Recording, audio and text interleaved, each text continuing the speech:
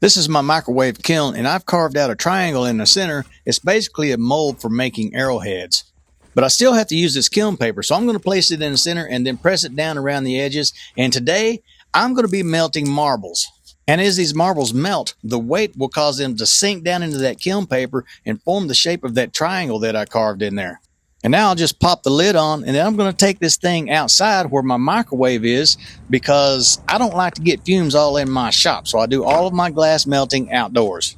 Now I'll place the bottom part of the kiln in there and make sure the marbles are all sealed nice and straight. And then I'm going to pop the lid on and shut the door, and I'm going to set the microwave for 15 minutes. And after 15 minutes, I'm going to pull it out of the microwave, and I'm going to show you what it looks like. That thing is completely melted, and it is hot. Do not touch it.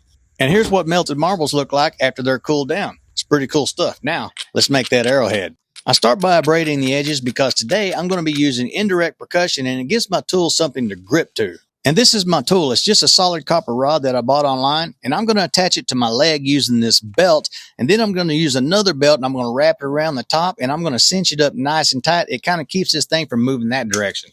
And now I'm going to bust out my copper bopper and start knocking off flakes on both sides just to thin this thing down a little bit. It should look something like that. After a little more abrasion, I'm going to continue on with the thinning process until I get it just the way I like it. And then I'm going to bust out my pressure flaker and start refining the edges. And after that's done, I like to take a Sharpie and mark where the notches are actually going to be before I start that process. And now I'll just start adding the notches, and the tool I'm using is just a nail that I flattened out with a hammer and placed inside a pressure flaker handle.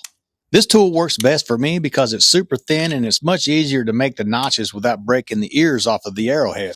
But I will be using my pressure flaker for more refining and sharpening of the edges. And at this point, I'm just trying to get across the finish line and not break this thing. And after a little more touch up, here's what we got. An arrowhead made from marbles that I melted in a microwave. Now, how cool is that? That microwave kiln is awesome.